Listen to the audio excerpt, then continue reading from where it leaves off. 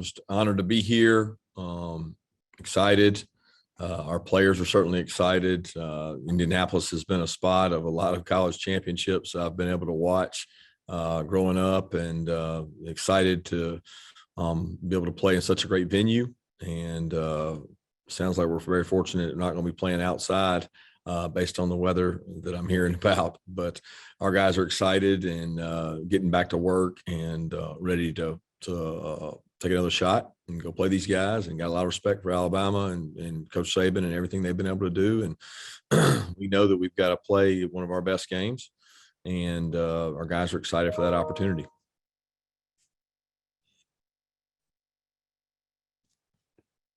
Great, thank you. Our first question today will come from Dennis Dodd. Dennis? Kirby, what is it about the leadership skills of great linebackers? I'm talking about Nakobe in your case, but I wonder if you're aware of Will Anderson Jr. and they play similar roles for these two teams. I wonder if you could just kind of expand on that topic.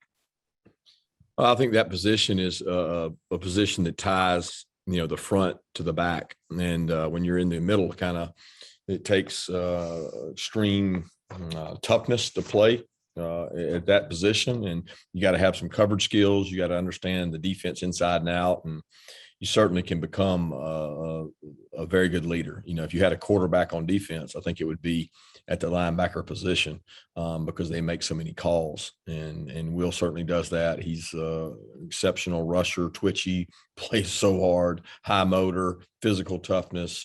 A lot of the same things you can say about Nakobe, although they play different positions. Next will be Chip Towers. Chip?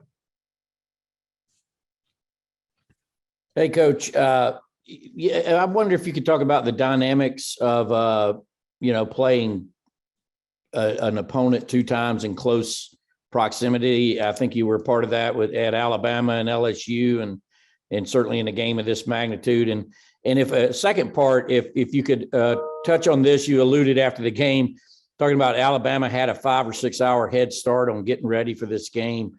I think you've been on both ends of that as well. Is that a true advantage? Even those few hours can make a difference? I don't know that this makes a huge difference when there's a normal space between the game. We played in a unique situation last time we played them with the Rose Bowl turnaround to national championship was extremely short. And with the Rose Bowl not changing their date, it made for a West Coast flight. It was a really, really, really quick turnaround. We actually played the earlier game in that scenario, and they played the later game, but the turnaround was quicker. This turnaround is a little different because the amount of time in between them. I was just referencing that we finished a little bit later and didn't get home till the next day. But when you're playing a rematch game, I think a lot can go into it in terms of you got to be careful because you've got things in your games in your breakdown that might change this game in terms of, we didn't have the SEC championship game, obviously, in our breakdown, then the playoff game and what tendencies changed, what matchups you're looking for, who's in, who's out. There's a lot of things that go into it, but at the end of the day, you're really not as worried about what they're doing. You're worried about what you're doing and how well you can do that. It's the most important part. Next will be Mark Weiser. Mark? Kirby, your guys obviously responded well to the tough loss against Alabama. Is it harder now to have that same edge coming off a game where so much went right, or is given everything that's on the line, is that not an issue at all? Explain the question, Mark. I don't understand exactly what you're asking. You're saying coming off of playing well, how does that affect this game?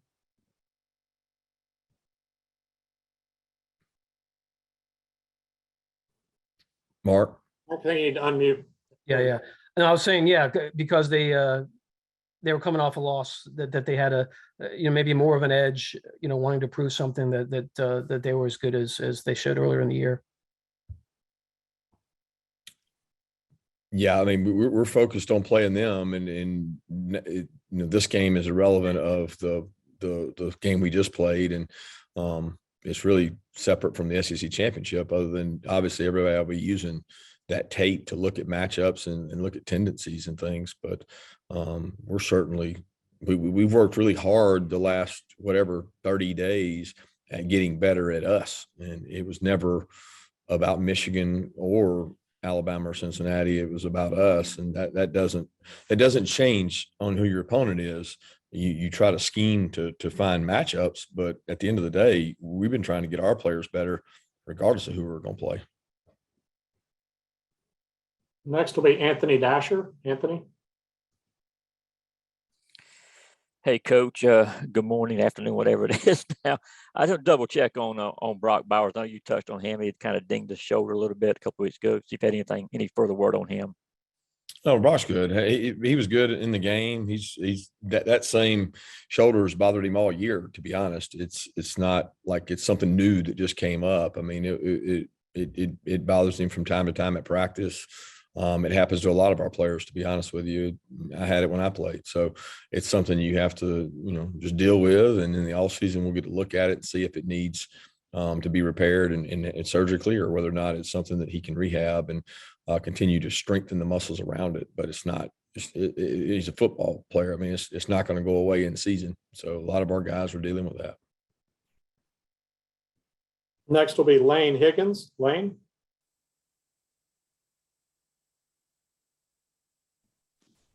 Hey there, Coach Smart. I had a question for you kind of about the dynamic that Alabama occupies, or like kind of the mental space it occupies in the heads of either your coaching staff, your players. It seems like it's sort of the Crimson Tide have taken on a sort of bogeyman quality for Georgia in that they are the benchmark to which, this program is often compared, but also one that has seemed to always get the best of your team. How do you handle that kind of mental dynamic when you're preparing your athletes to play them, for the second time in such a short span? First off, what is the bogeyman? What did you reference it as? I said Alabama is a bogeyman to Georgia football. Yeah, I don't know exactly what that is, so it's hard for me to answer that question, other than they've also been a problem and a thorn in every single team they played besides just ours. So we have that in common with a lot of teams that have played them. They got a really good football team, really good coach, and a really good program. It starts with good football players, and they've done a great job at recruiting those. And I think when you look at the skill set of some of the guys they've had come through there, and I know myself, just looking at the last 2 or 3 times we played them, I think somebody said either 6 or 7 first-round wideouts have all played, and that skill set is pretty unique. I don't think there's any team in the country that's had, however many it's been, the run they've had on those, and that makes it, you got to play well. You got to play well in the red area. You got to play well situational football. You can't turn the ball over and expect to beat good football teams. And those are things that we have done when we played them. We've turned it over, and we can't do that. But as far as the mental capacity and mental mindset of our guys, they're excited. They earned another opportunity to go play a really good football team.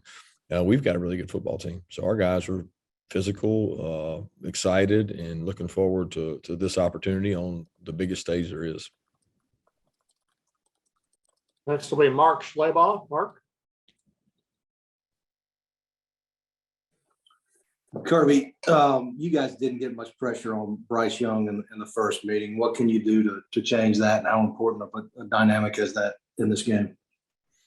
Yeah, it's really important. I mean, they did a good job. Number one, he did a good job of moving around in the pocket, of creating time. He's really way more elusive than people give him credit for. Extremely good athlete, has elite spatial awareness. He knows where people are, where his people are, where he's protected, where he's going with the ball beforehand. And it wasn't for a lack of trying. And we brought a lot of different pressures. They did a good job picking those pressures up. And at the end of the day, there's 4 or 5 guys that are one-on-one up there. Somebody's got to win one-on-one. And a lot of times you're better at pressure when you're not on the field as long and you're winning some third downs. We had some really critical third down losses that hey, they didn't beat us. We busted. And you can't do that, not and beat a good football team. You're giving them extra snaps every time that happens, and you can't do that. Next, we'll hear from Ralph Russo. Ralph? Good afternoon, Kirby. I wanted to ask you, I think one of the remarkable things about these two programs is that obviously you recruit a lot of good players, but so many to the point where I think people will ask, wow, if you want to play early, wouldn't it be better to go someplace else? Because there are so many good players on these rosters. How do you sell in recruiting, even if you don't play right away, this is still the best place for you to be surrounded by these other great players? Because the truly great players understand that no NFL scout or general manager or head coach has ever called me and said, how much time did Roquan Smith, how much time did Nakobe Dean play as a freshman? That's not what they care about. What those guys care about are the intangibles, size, speed criteria, leadership skills. How good a football player are they in year 3? That's what they want. They start evaluating those guys really hard in year 3. And, you want to be the best player you can be in 3 years. So where do you go to do that? You go where you can compete against really good people in practice. You get millions more snaps in practice than you do in a game. So you want to go against the best. Where does the best pass rusher want to go? Against the best tackles. Where's the best tackle want to go? Against the best pass rushers? Where am I going to develop the best? Where have they proven that they can take me from a really talented player to a disciplined team buy-in, NFL type offense and defense and special teams that they can grow? And the kids that are looking for that, they can find that at these programs. So it's an easier decision than you think, because it's not just about playing early. I've seen a lot of guys play early and not get better, not grow, not have the same nutrition, strength staff, and they might not leave as good as they would have, but they played early. And I've seen some guys get impatient, here and there, and leave and have regret over leaving, because if they had stayed, they would have been a better football player for staying. Next, we'll hear from Mike Griffith. Mike? Hey, Kirby. Obvious storyline is Kirby Smart versus Nick Saban. I know the players on the field decide it, but this is your 6th year building this program. I guess this will be your 5th straight top 10 finish. Do you embrace that, or is it something that you would prefer to downplay? And then 2, just in terms of how fluid is it in game? I think we've seen you lead at halftime in 3 out of these previous 4 matchups. It just looks like a chess match from the outside. How true would that be? I think it's been games of momentum, and they've done a good job of the momentum in the second half. And each game's been different, and it'll never be about he and I. I know he won't make it that, and I won't make it that, because that's for you guys to do that. It's about the players. It's about those guys making plays and putting them in a position to be successful.